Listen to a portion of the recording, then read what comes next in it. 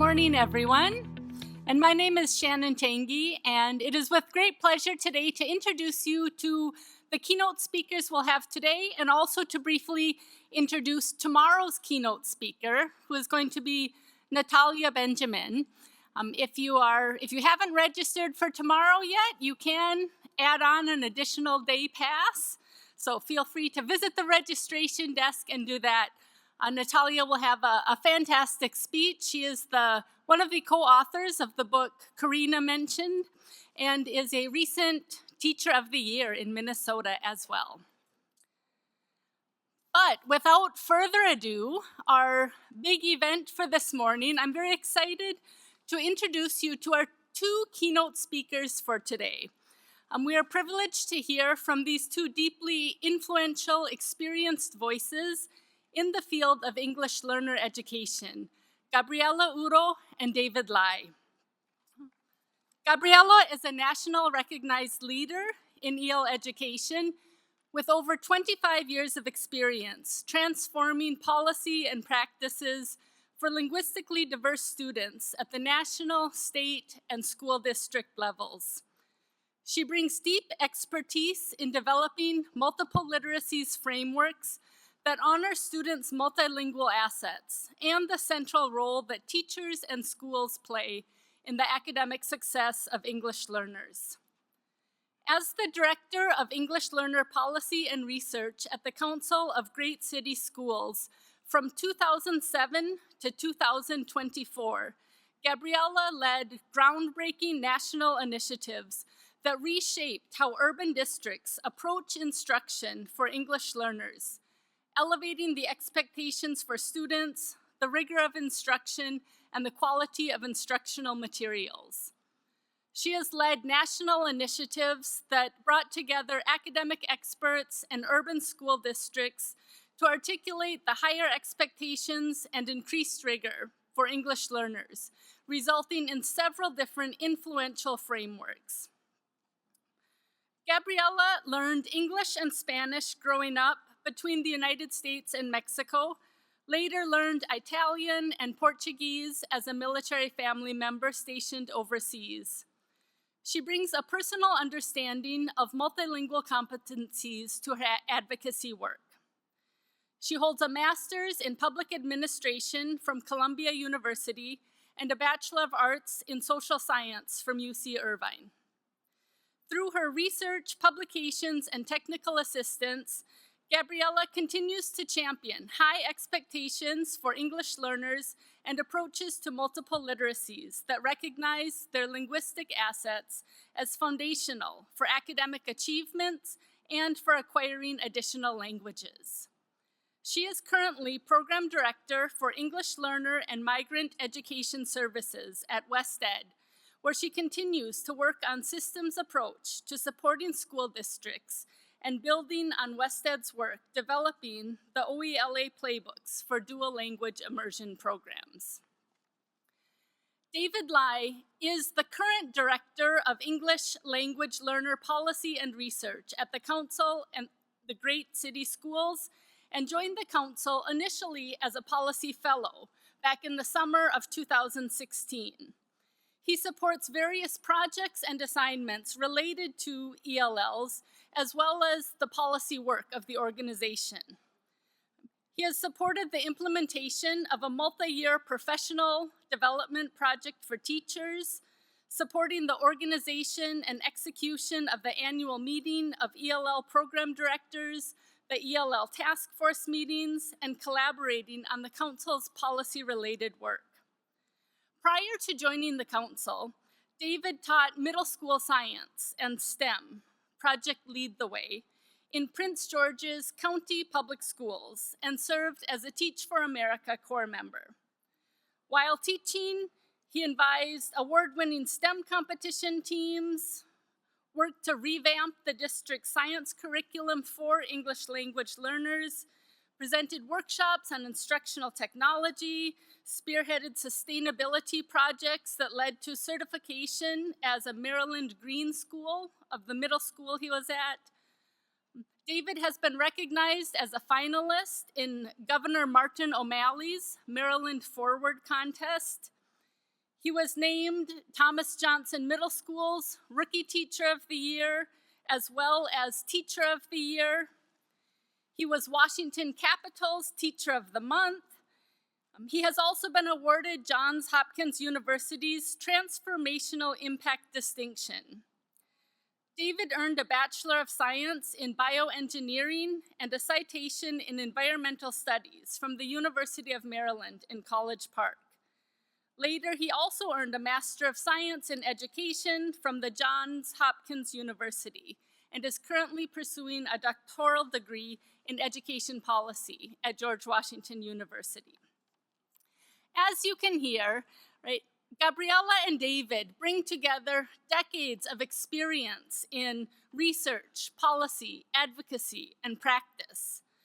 Their work at both the district and the national levels has helped and will continue to shape how large urban school districts throughout support multilingual learners.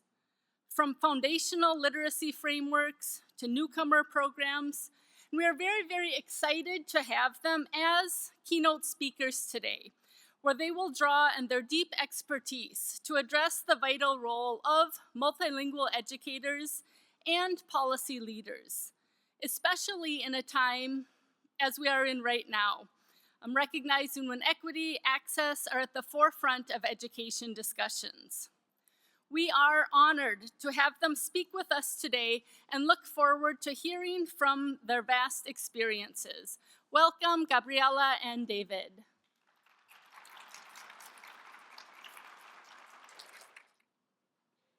Well, he's pulling up our slides because we wanted to have some interactivity. I'll just start us off. It's exciting to be here.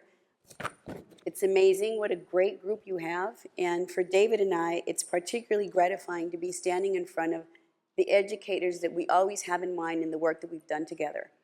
We worked together for almost 10 years before I then went to Wested. And every time we thought about the work that we were doing, it was with you in mind.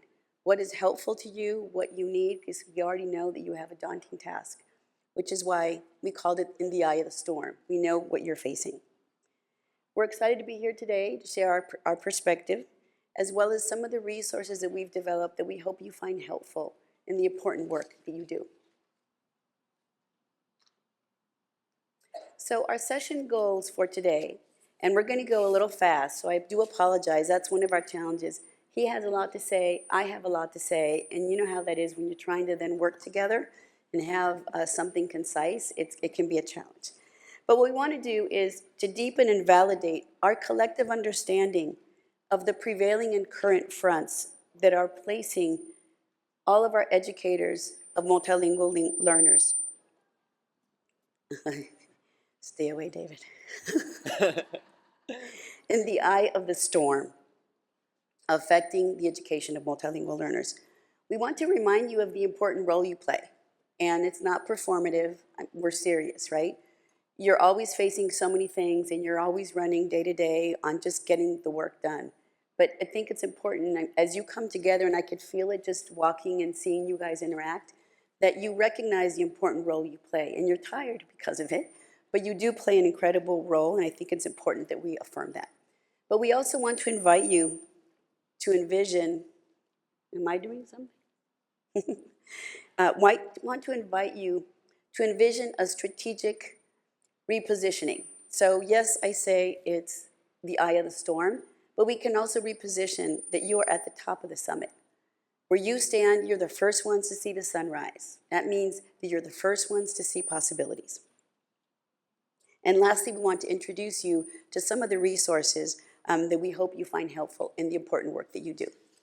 Yeah, so we combined represent two organizations currently, both of us. I'm still at the Council of the Great City Schools. Gabby is currently with Wested. But the main point is that we're kind of like the forecasters and the storm chasers, following our analogy, so you don't have to personally do that. We see our roles as providing the shelter and providing information on where the headwinds are, so that we can focus on the work in classrooms.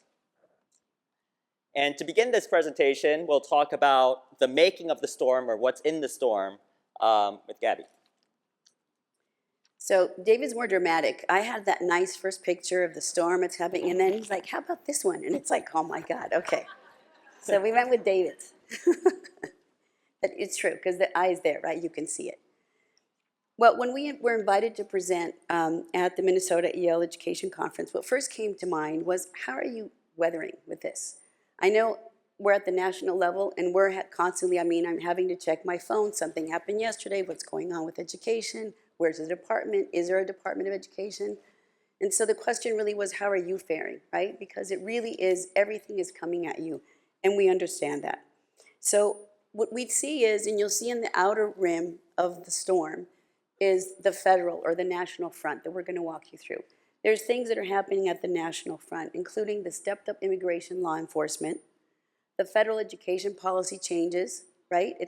They're not changing laws, but they are changing how they do things, what money they send out, when they send it out, what guidance is in place or what is not going to be in place. There's instability about federal education funding, right? We were all scared about the fiscal year 25 money. Okay, finally that was released, especially for Title III. But now we're thinking, what's going to happen in fiscal year 26? And where is this going to even be? Is it going to be in Department of Labor or in Department of Education if we still have one?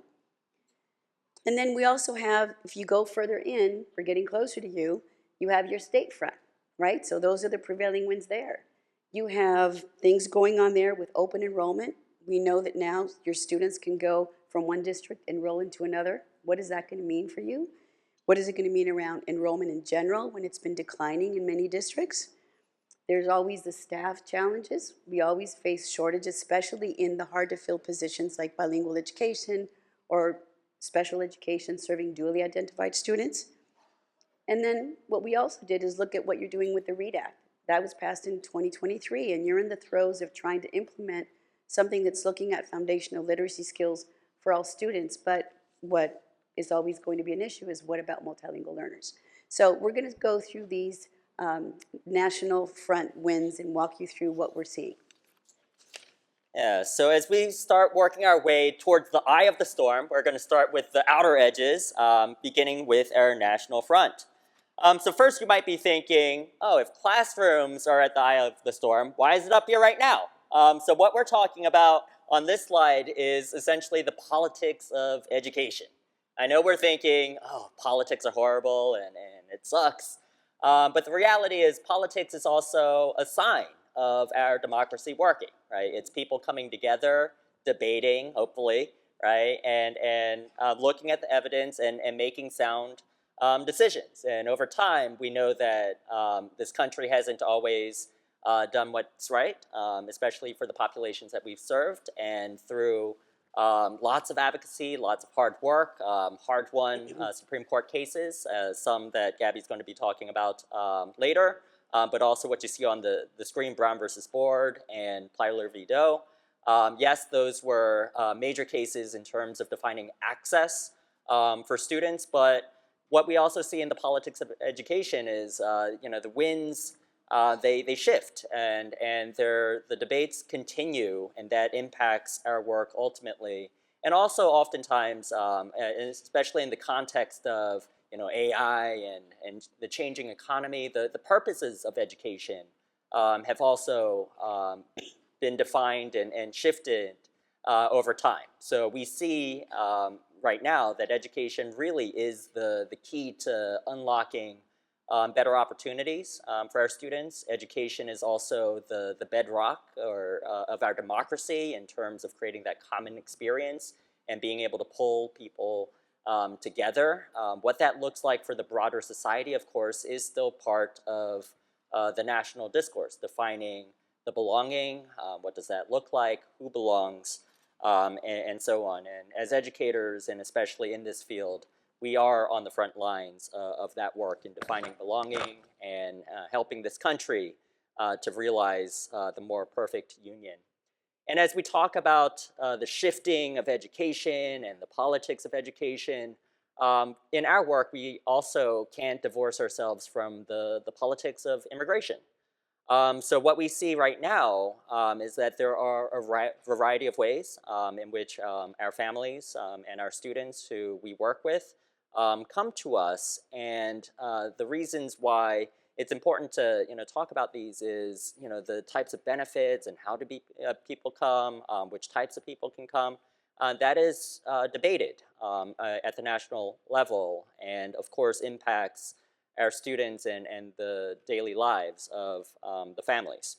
So Gabby is going to provide a focus on refugees, and we know Minnesota, and from hearing some of the early conversation, we're all very familiar with Minnesota being part of the tradition of welcoming and embracing newcomers.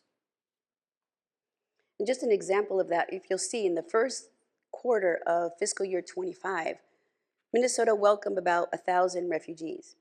And this is part of the longstanding history that Minnesota has in welcoming of refugees and resettlement.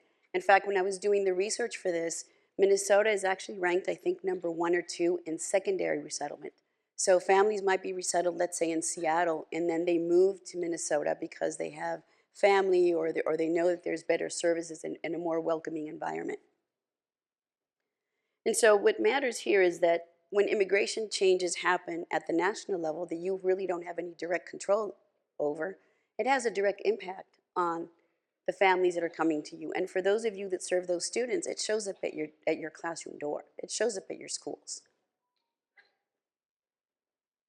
And some of those changes, as I mentioned, they're at the national level, they're being proposed, but they're pretty drastic. And just to give you an example here, one of the changes that's being proposed is instead of having 125,000 slots for refugees to come to the U.S., which was done under the Biden administration, the president sets the cap every year.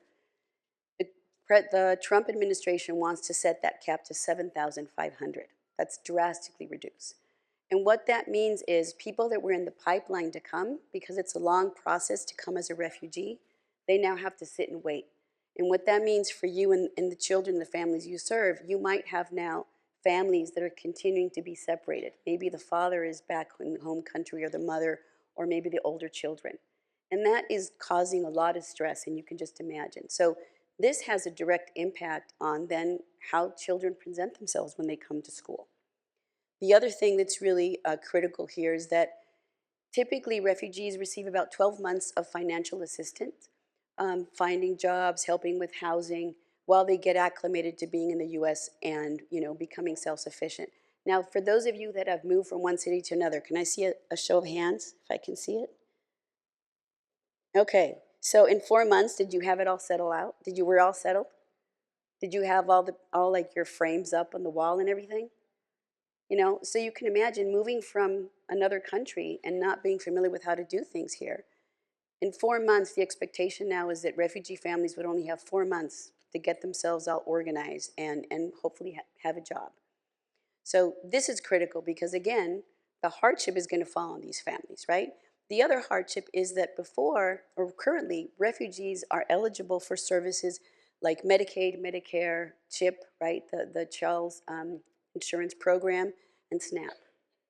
Those are going to go away. So in 4 months, you have to get a job, get yourself settled, and find enough, a job that pays enough money so that you don't need any assistance, because that's not going to be there for you. And you can just imagine the hardship and what that represents. So we're still on the fronts, okay? Is anybody getting tired of this? But the storm we're still on the national front, okay? So now let's talk about the policy shifts and some of what David was mentioning earlier. One of the big scares we had a couple of months ago was when the Department of Education rescinded, they basically pulled back the Dear Colleague letter, which was issued by OCR and Department of Justice jointly. And it was the Dear Colleague letter that laid out it laid out guidance and interpretation of the law, both the Supreme Court cases, but also ESSA, and how English learners were to be served, and immigrant students had a right to public education. And this was a guidance that many states and school districts use to sort of know then, okay, what are my obligations?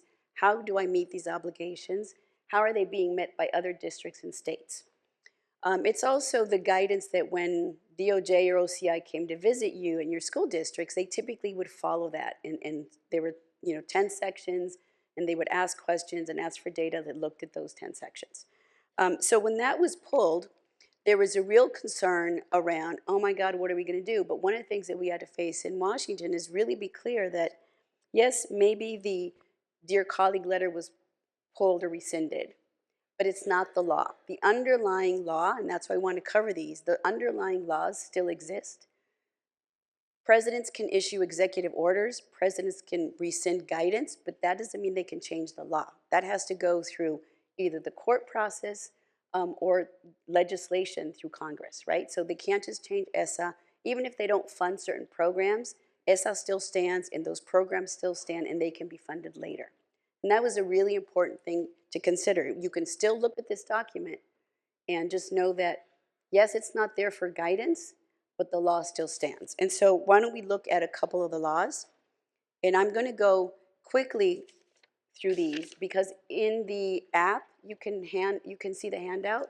There's a 3-pager that we pulled together just describing a little bit more detail the legislation so you're aware of the background, because some of it is interesting, like in the case of the Mendez case in California and Brown versus Board of Ed, which is in Kansas. Those are actually connected, and so it's interesting to see those connections and how a lot of the civil rights movement actually was national, and you had different fronts that were coming together. So briefly, the Mendez case was in California in 1947. This is about the Mexican schools. I don't know if you've heard about those, but those were schools where all the Mexican kids were sent to those schools. So they were separate, they were segregated. And the Mendez family had a school nearby. They were not allowed to send their children to that school, and so they were sent to the Mexican school. And they filed a lawsuit against several school districts in California and Orange County. The federal court actually ruled that segregation was illegal. It was socially and educationally harming to the students. And what happened in this case is the school districts, they didn't like that decision. So they appealed, and it went up to the Ninth Circuit Court of Appeals, and they upheld the ruling. They said, no, it is not okay to segregate kids into Mexican schools, and the state can't condone this. And this was in California, and at the time, the governor was Earl Warren. And so he signed into law the prohibition of such segregation in California. When he was going through the appeal process, Thurgood Marshall was at the NAACP, and he actually filed amicus. He filed in support of the Mendez family. And so that's where some of the connections and some of the arguments that he was making that were sort of being tested in California court, federal court, was later going to be brought to the Supreme Court. So in 1954, when we had Brown versus Board of Ed, same situation, the Brown family, they couldn't enroll their child in a school, in a white school that was close by. They had to go to the segregated school, and they filed suit. In that case, the courts ruled against the family, but they continued going through appeals, with Thurgood Marshall taking the case and consolidating with several other cases around the nation. And that's how we ended up with Supreme Court decision. It was unanimous. And they decided that, yes, states cannot support segregated schools in public education. And what's interesting here, so if you notice, who was the chief justice? It was Justice Earl Warren, who was the previous governor in California. So he had already heard these arguments and has already been convinced about the damage that happens when we have segregated schools. The other 2 cases that I know you're familiar with is Lau and Plyler. And these cases, in 1974, and mind you, I'm an English learner. I went to school when I started school when Lau was not a thing, so no supports here, no assessments or anything. And Lau, in San Francisco, we had about 1,800 Chinese students that were receiving no support for learning English. They didn't speak English, and there was no support. And the Lau family came together with other families and filed suit. The lower courts, their decision was against the family. They said, they're getting same curriculum, same instructions, same books, we're good. We don't need to do anything special for these students. And they appealed on this, and it went to the Supreme Court. And in that case, what was used wasn't the 14th Amendment as the base of the lawsuit, it was actually civil rights. So everything like the civil rights, you see how it weaves together to actually support our rights to free access, access to public education. The Plyler case was in Texas, and this is where Texas passed a law that allowed districts to not educate or not enroll students that could not prove they were entered legally to the US. And what's interesting, it allowed the districts to define what it means to enter legally, which was very odd because that's a national decision. Um, and so Tyler Independent School District decided, well, we're going to charge somebody who doesn't, a child who can't prove that they were here legally, we're going to charge them money in order for them to enroll. And that was then taken to the courts. There were several other efforts in Texas where they were taken to the courts, and they were found, they violated the equal protection law. In that case, the courts actually sided with the families, but the school districts kept on fighting, and it ended up in the Supreme Court with a 5-4 decision that states cannot deny undocumented students from accessing public education. So those are just 4 cases. But those, that's a pretty solid table. Has 4 legs, so don't forget that. That's something that we stand on, and the rights and the work that you do is protected by those rights. And in fact, you're pretty much the engine that actually helps implement those rights, the legal rights that English learners have in this country. So we know schools have been part of the battleground in defining belonging. We, of course, have rights that have been settled through the Supreme Court in relation to schools. Of course, that hasn't stopped the conversation at the national level about immigration and who belongs. So just to provide a bit of context in terms of why it impacts us, we know the vast majority of English learners who we're serving in our schools in the United States are U.S. citizens. They were born here. The intersection with immigration, yes, there are newcomers and students who arrive from other countries. The intersection is that these children, in many cases, are born to parents, or they may have extended family members who are immigrants, and in that case also impacted by all of the conversations and the policy shifts around immigration. So specifically, 88% of children who live in immigrant families, which constitute over a quarter of the families that we serve, are US born and US citizens, yet they are impacted by all of the conversation around immigration. And some of that is also related to the earlier discussion about the pathways in which families can come to the US, and also the types of benefits and services that they may receive. So specifically, what are the impacts of federal immigration policy? Of course, we're facing this now. This is the storm 2.0 of sorts. So there was a major research study conducted during Trump 1.0. This is a book. If you are interested, you can take a photo of it. This was published in around 2020. The core of the research was done 2018, 2019. Schools around the country, interviewing educators, school administrators. The goals were to essentially make your voices, what you're seeing, visible. We know these are tough times. We know sometimes it's a bit hard to talk about what we're experiencing within our classrooms. Our students and our families may also be concerned as well. But these are important stories, right? They impact the work that we do. They impact students' readiness to learn, and families, their abilities to support their children in the education process, but also in the process of acclimating to the country and establishing lives and building futures for themselves. Part of this is also to have your voices directly heard, and also the students, their experiences with their educators during this time. So here are just 2 illustrative observations or direct quotes that are listed or provided in the book. I'll just voice them aloud because I know we don't have microphones around the room.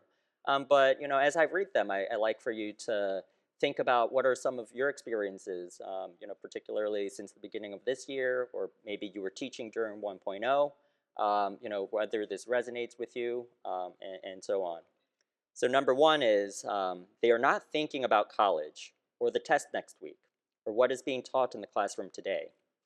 They are thinking about their family and whether they will still be a family, whether their family will remain intact. Number 2 is bullying has arisen that frequently uses immigration status as a target. You'll never see your parents again. I'm going to call, so they take you away. And a sharp increase in slurs targeted towards students of color, regardless of their immigration status. Show of hands if these resonate with you in this moment.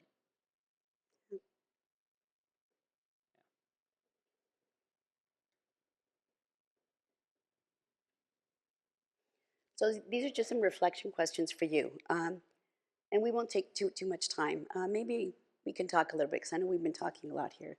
And just so you know, with the previous slide, I actually carry a copy of my passport. I'm US born, several generations, but it's an environment that I feel it, right? In traveling, there's certain places that I'm feeling a little nervous. So I actually carry a copy of the passport with me. Just some questions for you to think about. What stressors or distractors are you perceiving, are you seeing in your students? What additional concerns do you have as an educator that's affected by what's going on? Are they distracted because of what you heard from these other statements? Or are the things that you're learning, maybe one of the parents was taken, and so now there's less income in the household? And then what additional tasks are you taking on? Because I think as teachers, you are really quick to act because you see the need, but then all of a sudden you have many more duties than you initially started with. And what might those be? So just take a couple minutes, not a couple minutes, a couple seconds to think about these. That's my daughter, by the way.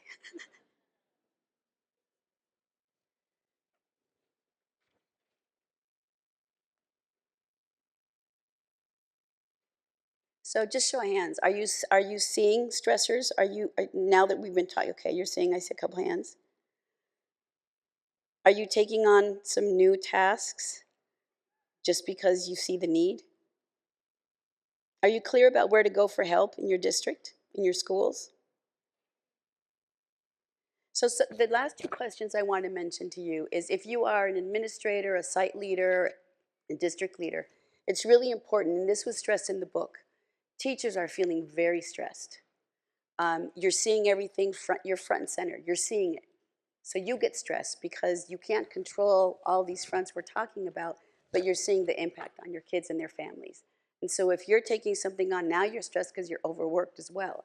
But one of the biggest stressors is not knowing what to do. So it's really important that the districts and the school have clear protocols and processes in the event that something happens. What can I do as a teacher? What can I do? It depends on the context. It depends on your school board, on your cities. We work with folks across the country, so it really depends on their state. But it's really important that teachers know, what can I do? What can I do? Who can I send this off to? What organization can I work with that can handle some of these things? And then also to remind and value the important role that you play, because you're the ones that are getting this. You might have the better relationship with the multilingual families than other people in the school. So then all of a sudden you're the one that are hearing more of the stories and the need. And there needs to be a way to support the work you do, because ultimately what we want you to do is to focus on education. And that's one thing that David and I were talking about, that, right? That when these fronts are going on and all this stuff is going on around in our communities and in the nation, for the children, when they're with you, that's a magical time. They can check out, they can really focus on learning, on developing their academic language, on discovering how things work, discovering things about nature. So whatever it is might be the content area you're teaching, you have a protected time. They really can be golden, and that gives them the resilience because they're learning, and they can be learning things that help them then face what's going on in the world. And so one of the things that in the work that we've been doing, I think this came up in Trump 1.0 when we learned about this. We found a psychologist out in New Zealand, and we brought her via Zoom to our member districts to talk about acculturative stress and migratory grief. Who's heard about these terms? Curious. Okay, a couple of hands. So that's good, because I want you to listen, and David's going to walk us through this, because when I heard this, I'm like, oh, wait, I have that. I didn't realize it. I've lived with some of this because of what my growing up and moving back and forth, or even as an adult. And then with being a military family and moving, I'm like, oh, I've dealt with this. And so even when law enforcement isn't as aggressive as it is right now, and we're seeing all these other issues that are coming up and incredible stressors, You work with multilingual families that are immigrant origin families, whether they got here 2 weeks ago or 5 years ago. A culture of stress and migratory grief is something that is just part of that process. And it's really important to know what that means. And it's just a natural process of when you move and you have to adjust to new areas and how it changes so much of your life and your identity and even how you speak. Because then you're able to distinguish, okay, this is not a mental health issue. This is something that's temporary, but how can I support my students? Yes. Oh, sorry. Oh, both clicking at the same time. Yeah. So yes, this is very much so, a case of, amidst all of these stressors, right? Knowledge is also what helps us to triage. What exactly do I need to be focused on versus where can I find assistance, or, oh, this is just the normal process that students are going through that we just have to be aware of, right? And that's what acculturative stress, and I'll talk about migratory grief very shortly, are about. So earlier, Gabby gave a poll. Let's do it again because I see more people in the room. Raise your hand if you've moved, let's say, different countries, different states, cities, changed jobs, right? See? I think everyone in here, whether or not you knew it at that time, has undergone some sort of acculturative stress. We know that change is hard, right? It takes an emotional toll. It could be psychologically challenging as well, particularly when those are big changes, like coming from a different country. People may face language barriers and so on.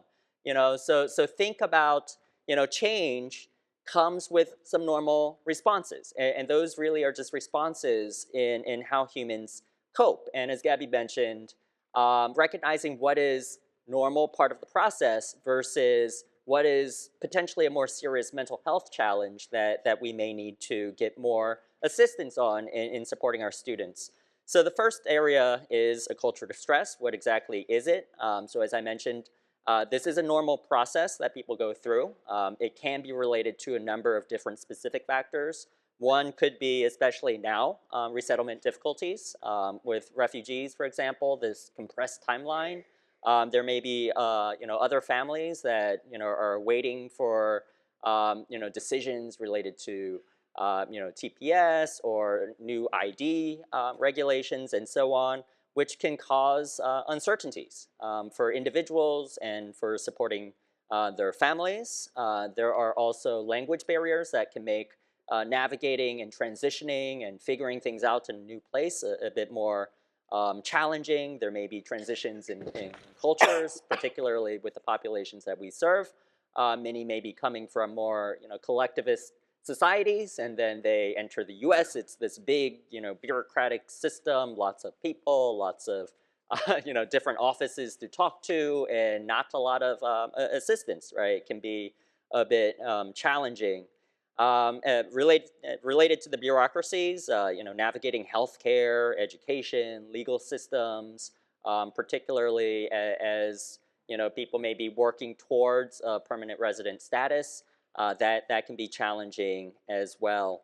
So how does this show up in students? So you may see students who may be withdrawing a bit more than usual. You may see rises in anxiety, confusion, sadness within classrooms.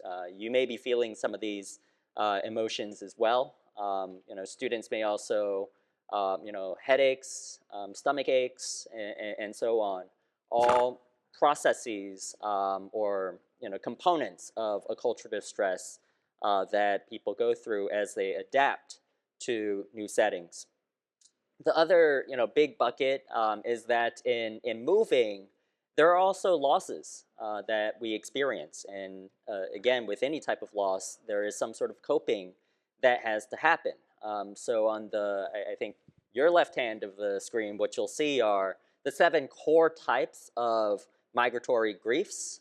So when we move, we lose, direct everyday connection to our friends.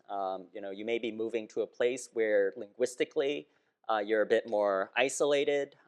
Places may have different, cultures and traditions. That affiliation with a certain homeland is also something that those who migrate, whether, again, it's from a city to another city or a country to another country, there's that security or belonging to a certain place that you leave behind in that process.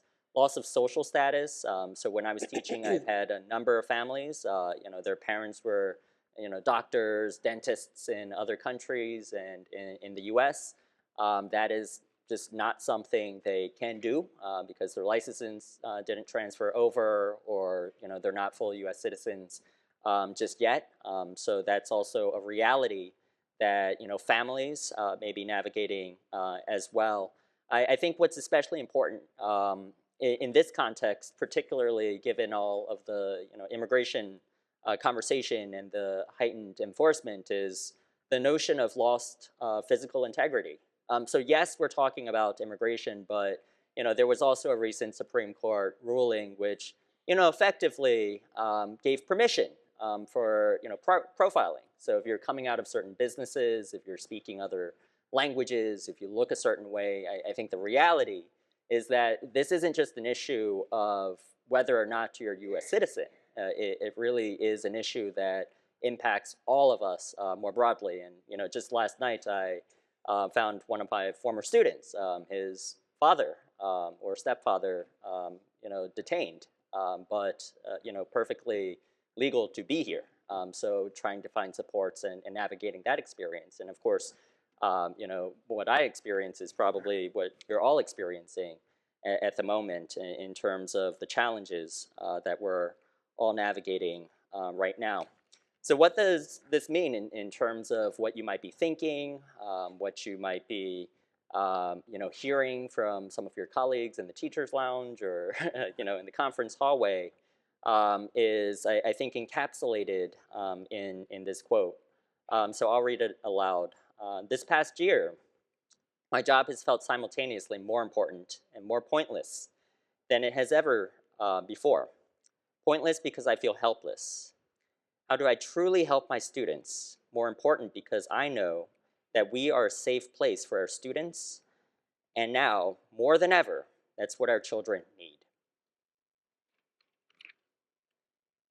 And indeed, that is what our children need now more than ever, and also the families and our broader communities that are impacted by the storms that, or the beyond the eye of the storm that we are talking about. The biggest thing that we can do, and this is where teachers again are powerful and central to this work. We are stable figures for children, no matter what's happening on the outside. Of course, that matters, and it's something that we have to help students to cope and provide the services and the linkages. But what's important now are that we are stable, right? That we are showing up in our classrooms, we have an engaging lesson, that we're producing that sense of welcome and belonging. And even outside of this, these are the practices that really help people in going through a cultural distress and migratory grief, right? Like grief, as we know, never truly goes away, right? It comes and goes. So we're, as educators, working with people who, and we may also have our own griefs as well, right? That is just, it's the teacher-student relationship. It's understanding the context. Again, not that you become the mental health professional, but also that you understand who is in your network to support. And we know Minnesota, for its experience and tradition of welcoming, has a variety of supports for the immigrant community, and also your support network as well for one another. So again, can't emphasize that enough. Educators, as we saw through the Supreme Court cases, throughout history, yes, there have been battles about belonging, and schools have been on the front line, but the everyday, what does it look like on the ground, that is what you are doing through your practices. Again, by showing up, being welcoming, providing that listening ear and support, connecting, that is how we support students through this time. So, raise your hand if that's something you can do. right? So we are all empowered to provide this very necessary support for our students at this time, day by day. And it doesn't have to be big, right? Because we also understand our students through the immigration process, through everything that's happening. They're also learning a lot about, you know, survival and communication and navigating our society, right? So I think the best that we can do is to, you know, continue the work of education, understand that many of our families and students are here because they are seeking better lives, they're seeking better educational opportunities, and that is what you are charged with providing. That was a lot, and we just did the National Front. So are we ready to cover some of what's going on in Minnesota? I promise you that we do end on a high note, so I just feel like we're just piling on, but you know, it is a storm, so let us just get through the storm, but then I think we end in a good place. So what we just covered is the National Front, but in Minnesota, you also have a lot of things going on here that you're not really sure how they're going to pan out, especially for multilingual learners. We talked earlier, right? You have open enrollment. So who are the students who are going to switch from one district to another? What does that mean? What does it mean funding? I know there's not only the federal funding that's been crazy and unstable, but you also have some budget gaps at the state level in terms of state funds for your school districts, and that creates a lot of uncertainty. Um, and then the big thing that I want to focus on and that we sort of bear down, especially on how implementation works when it comes to initiatives like the READ Act, right? And what does that mean for multilingual learners? And then more importantly, what does it mean for you? Because again, this is where it falls on your shoulders to enact um, initiatives and legislation that sometimes is crafted not with multilingual learners in mind at the outset. It's sort of maybe middle of the way, if that, or at the very end, right? Or in ways that aren't really very well defined. And so these are some of the things that are going on in Minnesota. So in terms of the READ Act, so we know that districts are busy with implementing the various aspects of the READ Act. I know that you have to have a literacy plan by 26, 27 that looks at how you're providing instruction that's both focused on phonics and decoding as well as comprehension skills. And this is important, especially for multilingual learners, and we're going to get into that later. But what's interesting too is that there's also going to be this whole process where you have to be assessing students a couple times a year, notifying the parents, and then providing interventions. And so when I was reading all this, I'm like, well, what's going to happen with multilingual learners? What are the screeners? And so I was looking to see if there's screeners. Spanish, there might be a screener for Spanish. I didn't see one necessarily on the sites that I was looking, but you have a lot of other languages. What are you going to do with the other languages? And so I'm like, oh, I know. Guess what the screeners? They're the screeners, right? So, okay, so are they going to train you on screening? I mean, how is this going to work when you have such diversity? And more importantly, when who else is thinking about this, right? It can't just be the English learner teachers that are doing this because you're already teaching. And there's a whole process here that I think is going to be very critical as you move forward in this space. So the components of this, and most of you, I'm sure you already know this, I just want to show this because yes, oh look, diverse learners, we're there. Multilingual learners were mentioned, that's great. But if you read this, so there's curriculum that has to be, you know, I think the University of Minnesota is selecting and identifying curriculum, and I saw a lot of materials on their website. Teacher training has to be provided. There's the literacy plan, focusing on early literacy and progress monitoring. So when I looked at diverse learners, I actually went to the law and was looking at it, and I did a word search. So multilingual learners are mentioned 10 times, but there wasn't really much detail, right? It just said, okay, you have to screen students, including multilingual learners. You have to have materials that are culturally and linguistically responsive multilingual learners.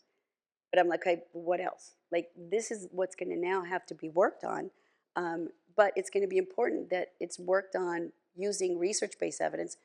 But I would say that, you know, as the state works on this in your own school districts, that really using your knowledge and connecting with the multilingual learners is going to be critical to implementing this in ways that actually benefit students who are multilingual learners.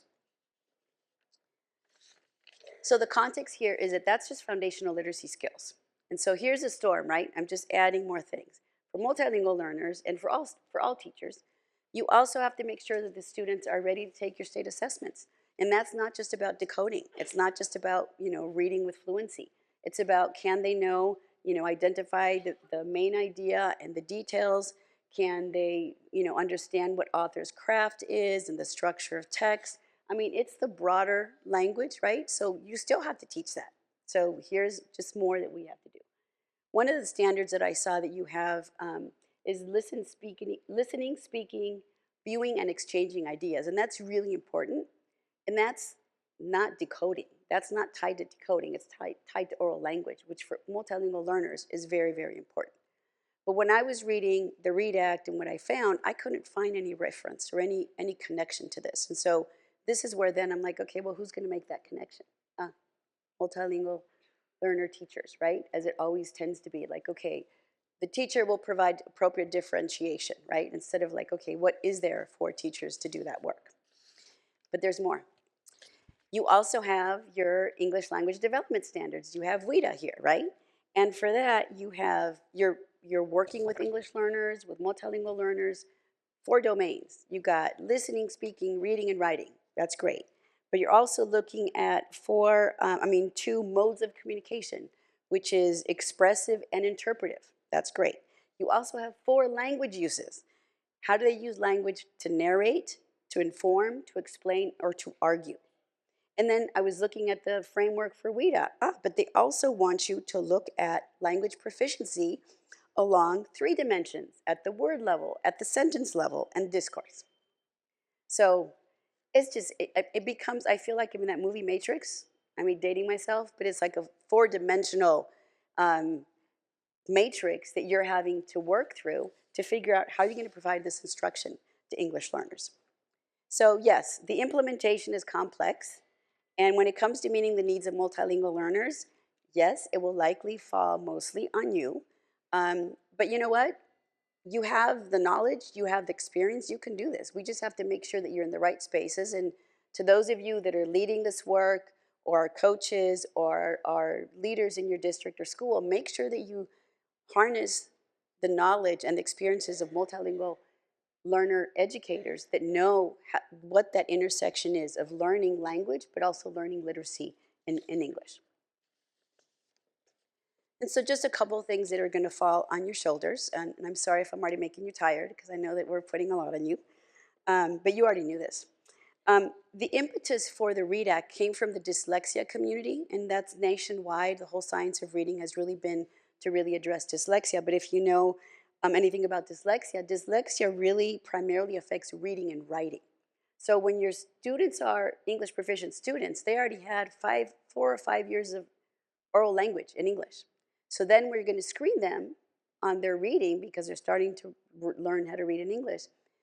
There's a better accurate reading of where they are with their reading and writing. But for English learners, they're coming to you and they maybe were 4 years, 5 years in their home and they were speaking Somali or Oromo or Spanish. So it's a very different experience for them focusing on dyslexia if they haven't really learned English yet. We can't just jump into, oh yeah, they're having difficulties with reading. So the legislation as it stands, and would be great, is like as you develop the rollout, as the state develops the rollout and working with all of you and with TESOL, it's going to be great if they really address the oral language needs, because those are the precursors. Those are the pre-literacy elements that are foundational for them to develop literacy and reading. And this is going to be really left up to you, the educators that are experts. And we're going to go into this to really have some relief here, but also just to make it real for you, because I'm sure you've already encountered this in your own classrooms.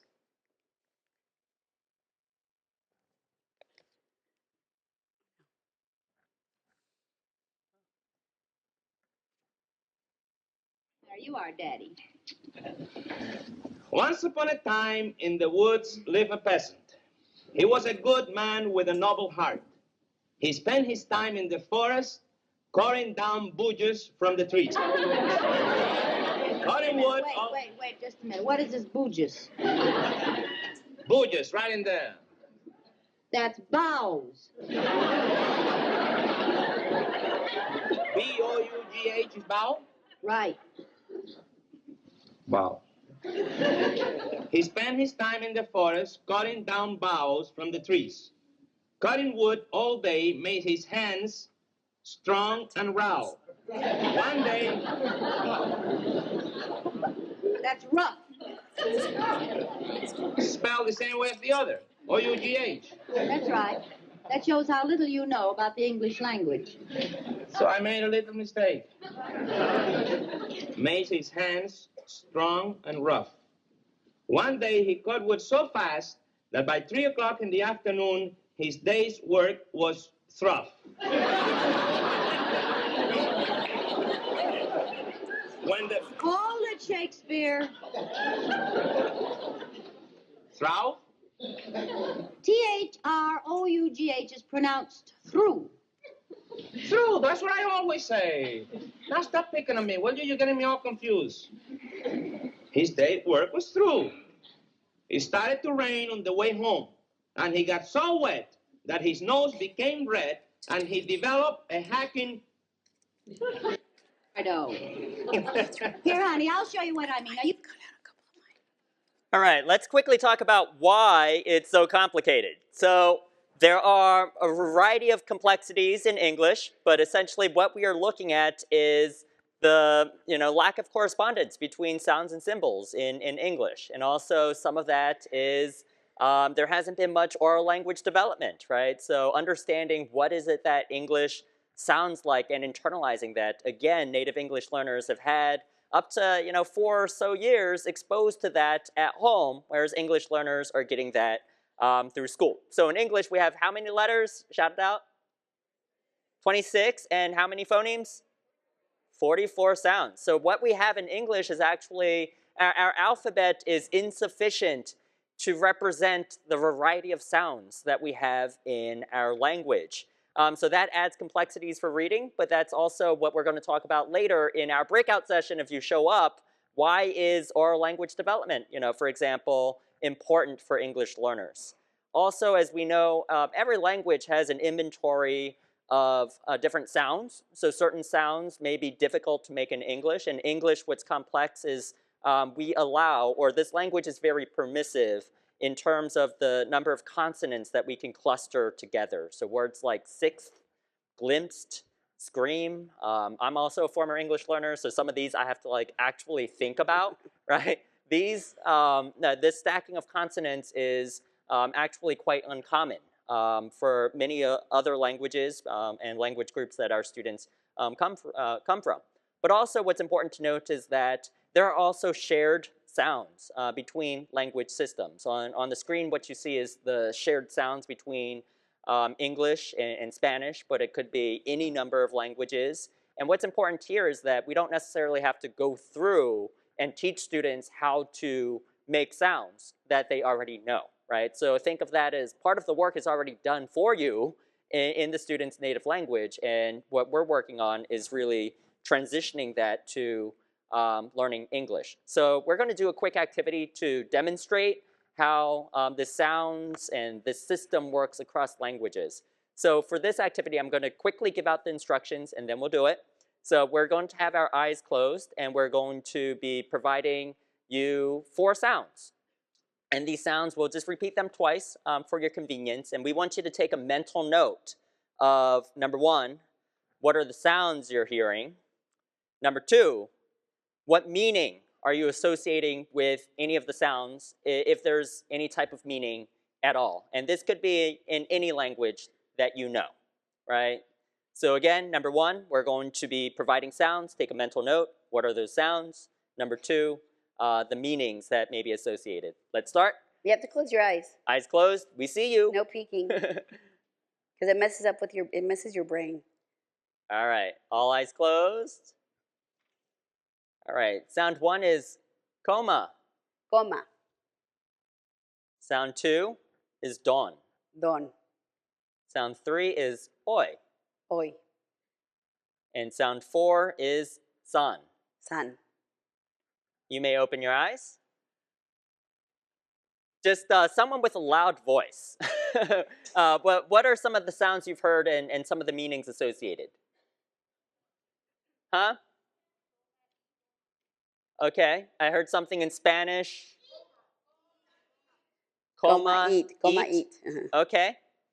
Yeah, so what we have here are essentially sounds that may have meanings that vary between languages. And that, again, for English learners, when we're teaching, they're trying to make connections to the language that they know. So it's not a bad thing, for example, when you're hearing, coma or comer, and thinking, oh, that's to eat, right? That is actually evidence of students attempting to transfer that knowledge. Also, let's see what these sounds like, how they transfer between Korean, a probably lesser known language in the room, and Spanish. 꼬마, 꼬마, 돈, 돈, 오이, 오이, 산, 산, 꼬마, 꼬마, 꼬마. So again, you don't necessarily, you actually do not need to reteach how to make these sounds, right? Because in this example, Spanish and Korean, they share those sounds. What we're focused on is the meaning, which we'll talk about later. And on this one, just to reiterate, that what you're seeing here and what we wanted to emulate for you is that's the metacognitive and metalinguistic process, right? So as students are learning and they're hearing from you and they're developing their English, that's the type of processes that they're trying to figure out meaning and sound and wanting to reproduce those sounds. So as teachers, your central role stays with English learners throughout their English learner journey, right? From the moment they are identified as an English learner, as a multilingual learner, they go through your programs and they exit. Your knowledge of pedagogy, of contrastive linguistics, of how oral language develops, of literacy, all of that helps you evolve with them, the supports and the instruction they need as they go through the stream and becoming proficient in English. So this is where what I want to do here is, let's think about all this knowledge that you have. Let's reposition. So let's get out of the eye of the storm and let's climb to the top of a mountain. I do have a plan to try to climb Mount Fuji, so we'll see if I can, I'll send you a picture if I do. But let's do that. When you're at the top of the mountain, you get to see the sunrise before anybody else. And the reality is you get to see what the demographic changes are like in our nation before anybody else. It shows up in your classroom. You actually get to hear about and you get to see the impact of what's going on worldwide. Remember when the war in Ukraine broke out? And we received Ukraine refugees, and then when the Afghan evacuation happened, many of our member districts, welcomed them, and they set up this whole operation to welcome them during the pandemic. So you're the first ones to see this. And let's reposition then. Instead of being in the eye of the storm, you are at the summit, where you really bring your knowledge, because you're the first ones to see what's going on. You also have the pedagogical knowledge. You think about language all the time. You know language demands. When language demands started being talked about, when the Common Core back in 2009, 2010, we're like, our folks have been talking about that forever, right? You always have to figure out, it's not just about math and the calculations. It's about how do you speak math, right? You're comfortable with demographic shifts. You live it on the daily. Collaboration is a way of life, and collaboration is really tough, right? Knowing if you're going to push in, pull out, are you going to co-teach, who's going to do what?